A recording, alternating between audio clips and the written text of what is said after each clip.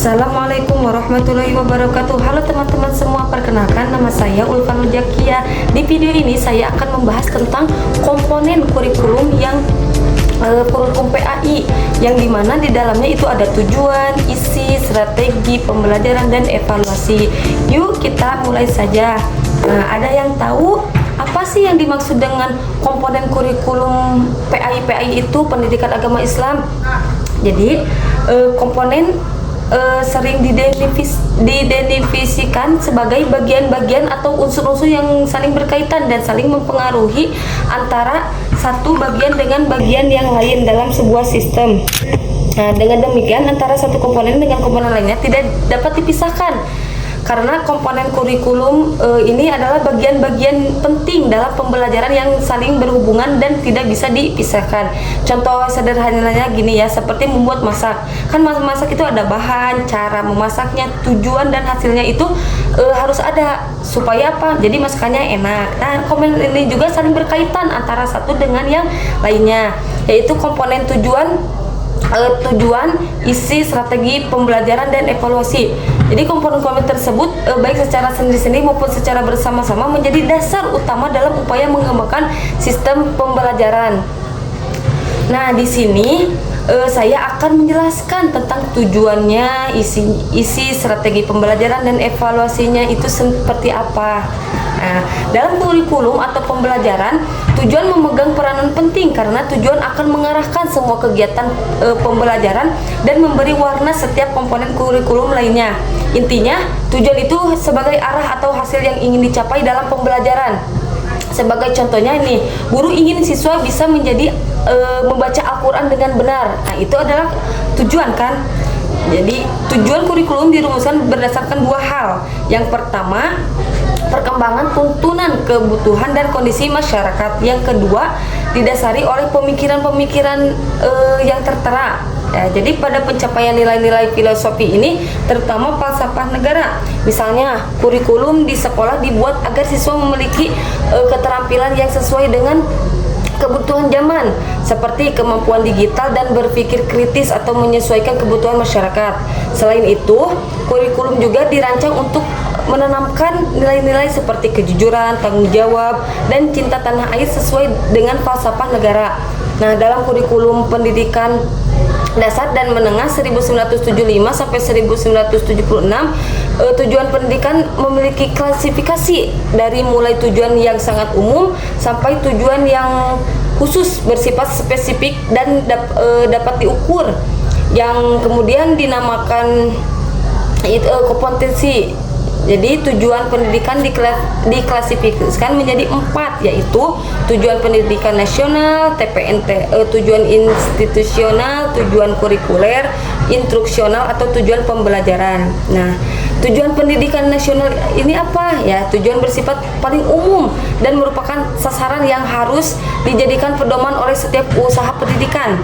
Jadi tujuan pendidikan umum dirumuskan dalam bentuk perilaku yang ideal sesuai dengan pandangan hidup dan filsafat suatu bangsa yang dirumuskan oleh pemerintah dalam bentuk undang-undang. Ada ya dalam undang-undangnya. Undang-Undang Nomor 20 tahun 2003 pasal 3 dinyatakan dengan jelas tujuan pendidikan nasional bersumber dari sistem nilai Pancasila yang berfungsi untuk mengembangkan kemampuan dan bentuk watak serta peradaban bangsa yang bermartabat dalam rangka mencerdaskan kehidupan bangsa. Bertujuannya untuk apa nih?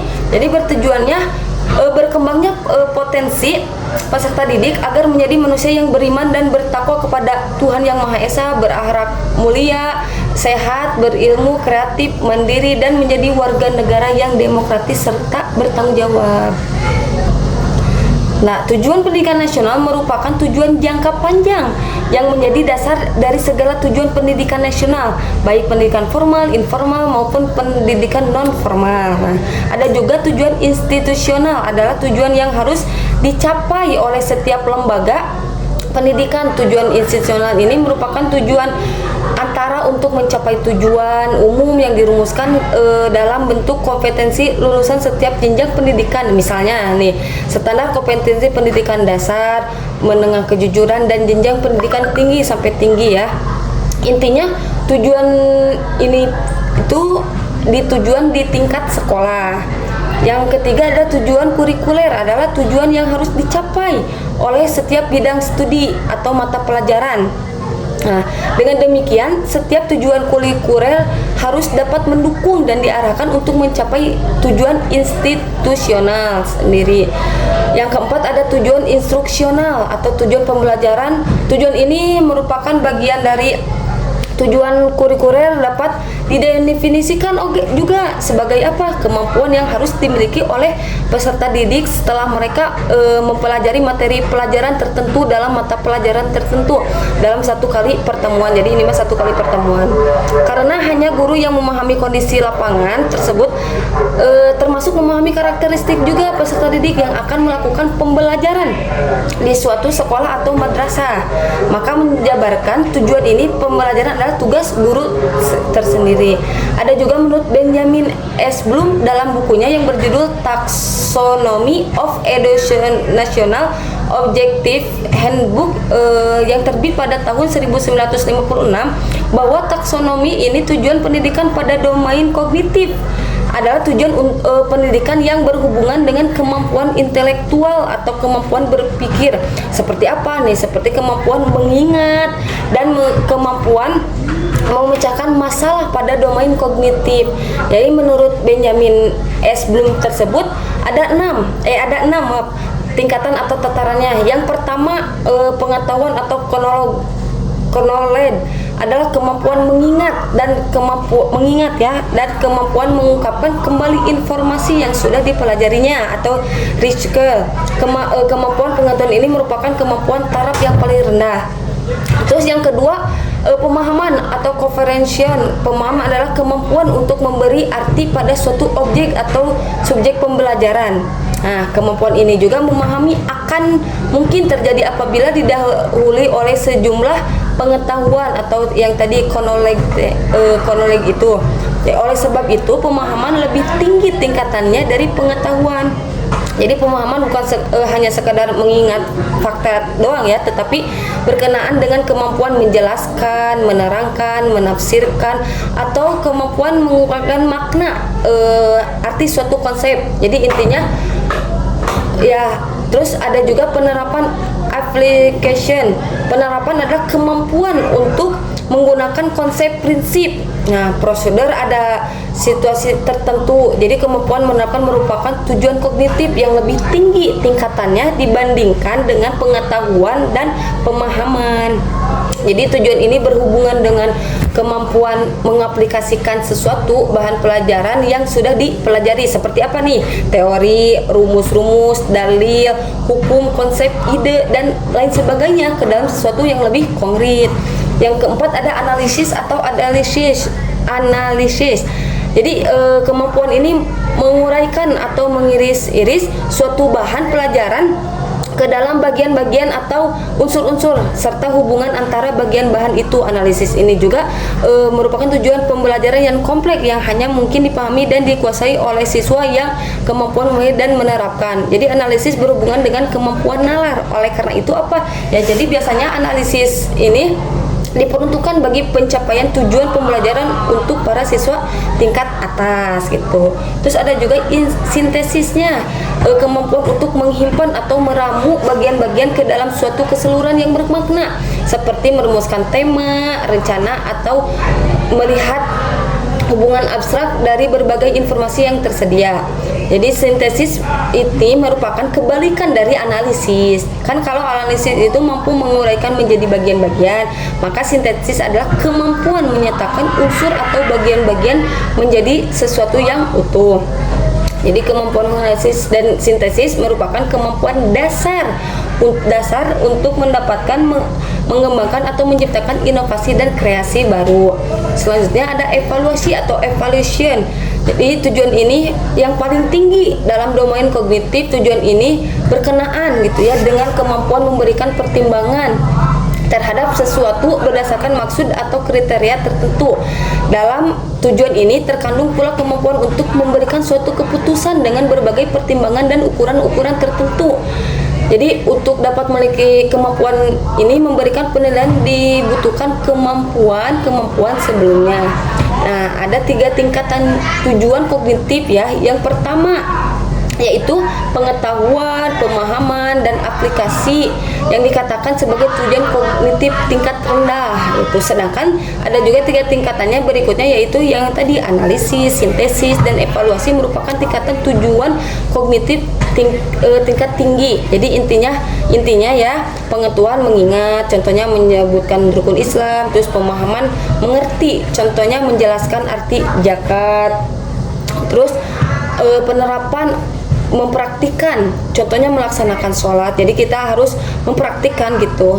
Analisis menguraikan, contohnya membedakan perilaku baik dan buruknya, contohnya membuat cerita tentang akhlak terpuji. Terus evaluasi menilai, jadi contohnya menilai perilaku seseorang sesuai ajaran Islam. Next, isi kurikulum. Isi kurikulum ini, isi program kurikulum atau bahan ajar adalah segala sesuatu yang ditawarkan kepada siswa sebagai pembelajar dalam kegiatan pembelajaran untuk mencapai tujuan. Ya, jadi isi kurikulum meliputi mata-mata pelajaran yang harus dipelajari siswa dan isi program masing-masing mata pelajaran tersebut. Jadi jenis-jenis mata pelajaran ditentukan atas dasar tujuan institusional atau tujuan pendidikan tingkat satuan pendidikan, sekolah, madrasah, pondok pesantren, dan lembaga-lembaga pendidikan yang lain yang bersangkutan. Mata-mata pelajaran yang berisi materi-materi pokok dan program yang ditawarkan kepada siswa untuk dipelajari pada hakikatnya adalah isi kurikulum, atau ada pula yang menyebutkannya dengan silabus. Jadi dalam silabus terdapat tujuan kurikuler, standar kompetensi, tujuan pelajaran, kompetensi dasar. Jadi uraian materi pokok inilah yang dijadikan dasar pengambilan dan penentuan materi ajar dalam setiap kegiatan pembelajaran di kelas oleh guru. Ya, jadi kriteria yang dapat membantu pada perencanaan kurikulum dalam menentukan isi materi, yaitu isi kurikulum harus sesuai, tepat, dan bermakna bagi perkembangan siswa. Terus isi kurikulum juga harus mencerminkan kenyataan sosial, harus mengandung pengetahuan ilmiah yang tahan uji, dapat menunjang tercapainya tujuan pendidikan. Ada juga menurut Hilda Tabas tahun 1965 mengemukakan kriteria untuk memilih isi materi kurikulum, yaitu materinya harus sahih dan signifikan, artinya menggambarkan pengetahuan yang mutakhir. Terus harus relevan dengan kenyataan sosial dan kultural atau budaya agar anak lebih memahaminya. Jadi harus memahami dengan materi tersebut. Materi harus seimbang antara keluasan dan kedalaman. Jadi materi juga harus mencakup berbagai ragam tujuan. Terus sesuai dengan kemampuan dan pengalaman peserta didik. Materi harus sesuai kebutuhan dan minat peserta didik. Baik, next yaitu strategi pembelajaran. Nah, jadi komponen ini merupakan komponen yang memiliki peran yang sangat penting. Karena apa? Jadi berhubungan dengan implementasi kurikulum. Ada juga menurut J.R. David 1976, strategi ini diartikan sebagai plan, method, or series of activities designed to achieve a particular educational goal, yaitu rencana, metode, atau serangkaian kegiatan yang dirancang untuk mencapai tujuan pendidikan tertentu. Jadi dengan demikian strategi pembelajaran itu dapat diartikan sebagai perencanaan yang berisi tentang rangkaian kegiatan yang didesain untuk mencapai tujuan pendidikan tertentu. Nah, ada 2 hal ya yang patut dicermati dari pengertian tersebut. Yang pertama, strategi pembelajaran merupakan rencana tindakan atau rangkaian kegiatan termasuk penggunaan metode dan pemanfaatan berbagai sumber daya atau kekuatan dalam pembelajaran. Yang kedua, ada juga strategi disusun untuk mencapai tujuan tertentu. Ya, artinya arah dari semua keputusan penyusunan strategi adalah penyampaian tujuan. Dengan demikian, penyusunan langkah-langkah pembelajaran, pemanfaatan fasilitas dan sumber belajarnya semuanya diarahkan dalam supaya penyampaian tujuan. Jadi oleh sebab itu sebelum menentukan strategi perlu dirumuskan tujuan yang jelas yang dapat diukur keberhasilannya. Sebab apa? Sebab tujuan adalah roh dalam implementasi suatu strategi. Adapun strategi pelaksanaan kurikulum berhubungan dengan bagaimana nih kurikulum itu dilaksanakan di sekolah dan di madrasah. diwujudkan secara nyata di sekolah dan di madrasah sehingga mampu mengantarkan peserta didik mencapai tujuan pendidikan. Next, komponen yang keempat yaitu evaluasi kurikulum. Nah, evaluasi merupakan komponen untuk melihat efektivitas pencapaian tujuan. Dalam konteks kurikulum, evaluasi dapat berfungsi untuk mengetahui apakah tujuan yang ditetapkan telah tercapai atau belum, dan juga digunakan sebagai umpan balik dalam perbaikan strategi yang ditetapkan. Nah, dengan evaluasi dapat diperoleh ya informasi yang akurat tentang pelaksanaan pembelajaran, keberhasilan guru, siswa, dan proses pembelajaran. Nah, berdasarkan hasil evaluasi dapat dibuat keputusan kurikulum itu sendiri. Pembelajaran, kesulitan, dan upaya bimbingan yang diperlukan. Nah, yang pertama, evaluasi hasil pembelajaran. Untuk apa ya? Untuk menilai keberhasilan penguasaan siswa atau tujuan-tujuan khusus yang telah ditentukan diadakan suatu evaluasi. Jadi evaluasi ini disebut juga evaluasi hasil pembelajaran. Dalam evaluasi ini disusun butir-butir soal untuk mengukur pencapaian setiap tujuan yang khusus atau indikator yang telah ditentukan. Menurut lingkup luas, bahan dan jarak waktu belajar dibedakan atau kita sebut evaluasi formatif dan evaluasi sumatif.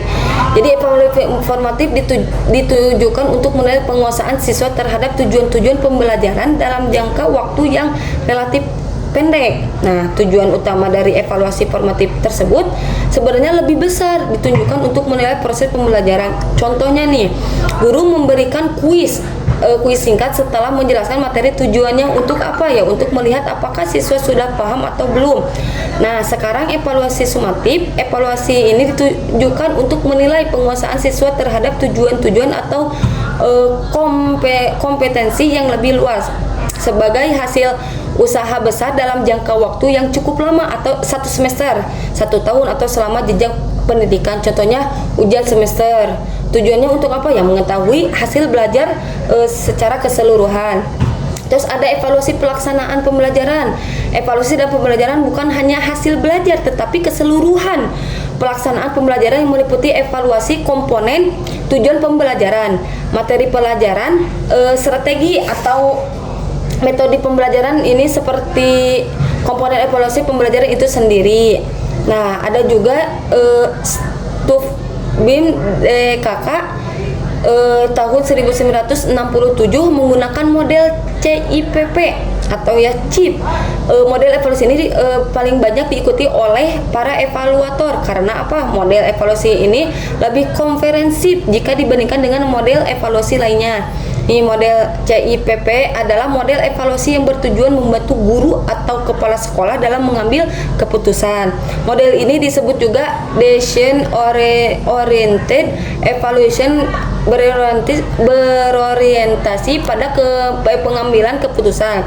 Model CIPP terdiri dari 4 komponen, yaitu konteks, input atau masukan, proses, dan produk hasil. Jadi evaluasi konteks ini bertujuan untuk mengetahui kondisi, kebutuhan, serta kelebihan dan kekurangan yang ada juga. Nah, menurut Suharsimi, Arikunto, dan Cepi Saprudin, evaluasi konteks adalah upaya untuk menggambarkan kebutuhan yang belum terpenuhi kondisi lingkungan tujuan program. Contohnya, mengetahui bahwa siswa masih kurang nih dalam membaca Al-Quran, sehingga perlu diadakan pembelajaran tajwid. Jadi kita harus memperdalam tajwid supaya membaca Al-Quran itu sahih. Terus ada juga evaluasi masukan input, bertujuan untuk mengetahui sumber daya yang tersedia untuk menjalankan program. Komponen yang dinilai meliputi sumber daya manusia atau guru. Jadi sarana dan prasarana, dana, anggaran, aturan atau prosedur. Menurut Stuplibim tahun 1967, evaluasi input membantu juga menentukan solusi dan keputusan dalam pelaksanaan program. Nah, contohnya melihat apakah sekolah memiliki buku PAI, alat praktik, dan guru yang cukup atau belum gitu. Jadi harus memiliki buku itu. Terus yang selanjutnya evaluasi proses. Evaluasi ini bertujuan untuk melihat bagaimana pelaksanaan pembelajaran berlangsung. Evaluasi ini digunakan untuk apa ya? Untuk mengetahui apakah kegiatan sudah sesuai rencana atau belum, ya, menemukan bagian yang perlu diperbaiki. Menurut Suharsimi Arikunto, evaluasi proses melihat Apa kegiatan yang dilakukan? What? Siapa yang bertanggung jawab? Kapan kegiatan dilakukan? When. Contohnya nih gini, guru mengajar dengan metode ceramah saja sehingga siswa kurang aktif, perlu ditambahkan sama diskusi. Jadi nggak boleh sama metode ceramah doang, jadi harus ditambah gitu. Lanjut, ada evaluasi hasil, bertujuan untuk mengetahui keberhasilan program pembelajaran tersebut. Menurut Farida Yusuf tahun 2000, evaluasi ini membantu menentukan apakah program berhasil, apakah perlu dilanjutkan, diperbaiki atau dihentikan nih. Contohnya, jika nilai siswa nih meningkat dan sikapnya lebih baik, maka program pembelajarannya itu dinilai berhasil.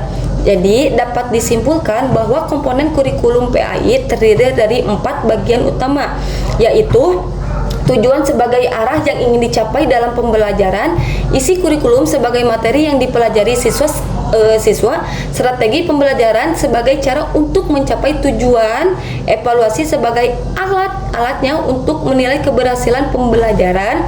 Keempat komponen tersebut saling berkaitan dan tidak dapat dipisahkan. Karena apa ya? Semuanya bekerja sama untuk mencapai tujuan pendidikan. Selain itu, evaluasi juga memiliki peran penting, tidak hanya untuk menilai hasil belajar siswa, tetapi juga untuk memperbaiki proses pembelajarannya. Melalui evaluasi, guru dapatkan mengetahui kekurangan dan menentukan langkah perbaikan yang tepat. Salah satu model evaluasi yang digunakan adalah kan tadi model CIPP, konteks, input, proses, produks, yang membantu guru dan sekolah dalam mengambil kebutuhan secara tepat, mulai dari melihat kebutuhan, kesiapan proses hingga hasil pembelajarannya. Jadi intinya, jika semua komponen kurikulum dijalankan dengan baik, maka proses pembelajaran akan lebih efektif dan tujuan pendidikan dapat tercapai secara optimal. Baik, cukup sekian video yang saya jelaskan. Mohon maaf bila ada kata-kata atau kurang jelas. Billahi taufiq wal hidayah. Wassalamualaikum warahmatullahi wabarakatuh.